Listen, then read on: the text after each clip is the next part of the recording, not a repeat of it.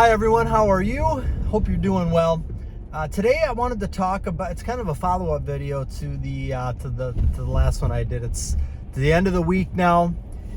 In my previous video I talked about my wife had gotten injured this past weekend, and then my daughter was sick and had to pick her up from school and bring her to the doctor, and so I was performing double duty at home, and then had to pick up her from school, bring her to the doctor, which, that pretty much took up half of a day. So my work week was, I feel like I still got a good amount done. I don't feel like I got nothing done, but I know I could have got more done. And if I think about that, that can easily kind of, frustrate me a little bit. But here we are at the end of the week.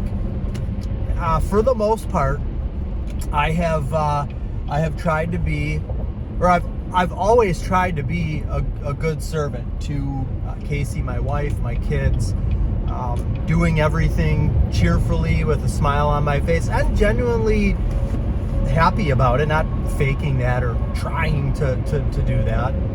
But there were a couple times, last night was one of them. And I had a moment where I yelled at my two little ones. They went over to their cousin's house. I picked them up. It's a school night, and then they got home and they started fighting, and I ended up kind of losing my temper there. And that's definitely something that I do struggle with. I think that's always kind of been my number one, is my temper. And there's a great verse out there, and I don't know the book or the exact verse that it is, but it says, "Be quick to listen, slow to speak, and slow to anger." And when you say things like that to yourself over and over again, it's like an affirmation, and you do, even subconsciously, you might be saying that to yourself, and it comes across in your actions. It really does. Something else I talked about in the last video was doing daily devotions.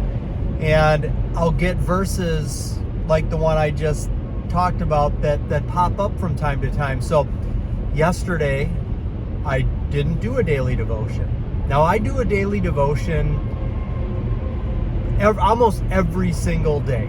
And the only reason, every once in a great while, something happens where I woke up a little bit later. Things were just different in the morning, and I didn't end up doing one. But I could have had that verse or one similar to that yesterday that I saw and started my day with, which could have carried through, and I would have avoided that moment. And it was right towards the end of the day too. I would have avoided that moment of anger. And of course, right after I do it, I feel horrible. I gave myself a headache, so that didn't feel good. And it just changes the whole, vibe of the house. And I feel horrible when I do that. So, I did apologize to my kids. I didn't say sorry to Casey yet. I will. Normally I do. Not that I'm doing this all the time, but there are times that I do it. Just be completely honest here. So that's just where I wanted to kind of give you an update. So there have been a couple of times throughout the week where the extra work burden that was put on me did get to me.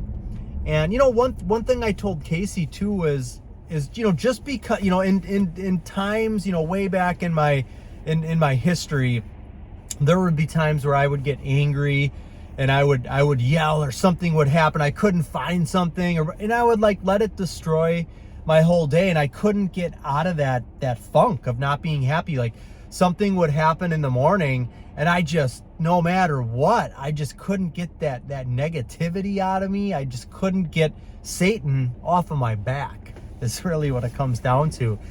And it's different now. And I told that to Casey. I said, don't, if something happens and I have a lapse where I get angry or I lose my temper or something, because we're human. That's going to happen. It's fine for that to happen. Not everybody can just keep that bottled up, but I said, if it does happen, it's not gonna destroy my day. I don't want it to destroy your day. Just know that was just a brief lapse. And you know what? I'll reflect upon what I did there, and 30 seconds later or 5 minutes later after that happens, I'll be completely fine and back to my happy self. I really will be.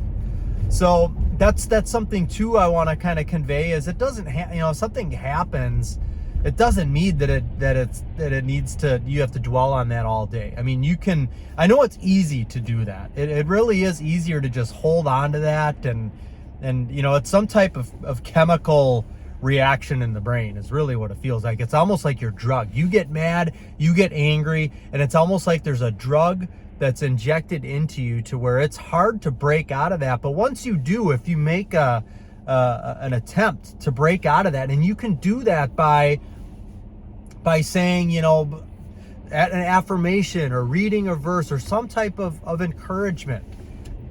Be quick to listen, slow to anger, quick to listen, slow to speak, and slow to anger. And that verse really is great. And it is kind of funny when you think about it, because a lot of the times what causes me to get angry is when one of the girls is crying, and not because they got hurt. I'm not a psychopath, but something happens, they're fighting, they're crying, that type of thing, like many other people, causes me to get angry. And so the funny thing about that verse is, it says, be quick to listen. And I always envision myself, as soon as one of them starts crying, or Dad, so-and-so's doing this to me, I got to be really quick to listen to that. I got to make sure to listen to that. I know that's taken out of context. That's not what the Bible is saying. It's just a funny picture that I get in my head. But regardless, when that happens, when that first Dad, starts, instead of letting my blood boil and getting hot and worked up, if that verse can pop into my head and I can say, be quick to listen, not that I need to hear everything that's happening there, but be quick to listen, pause, kind of the same thing as pause, and then slow to speak. So don't snap back or say anything right away. Slow to speak, and then slow to anger. So when you're quick to listen, and you're pausing, and you're slow to speak, so you're still pausing, you're not snapping back, you're not saying something that you're going to regret, you're not saying something that you don't mean. You get through those two steps, and you're going to be slow to anger, because you've already kind of,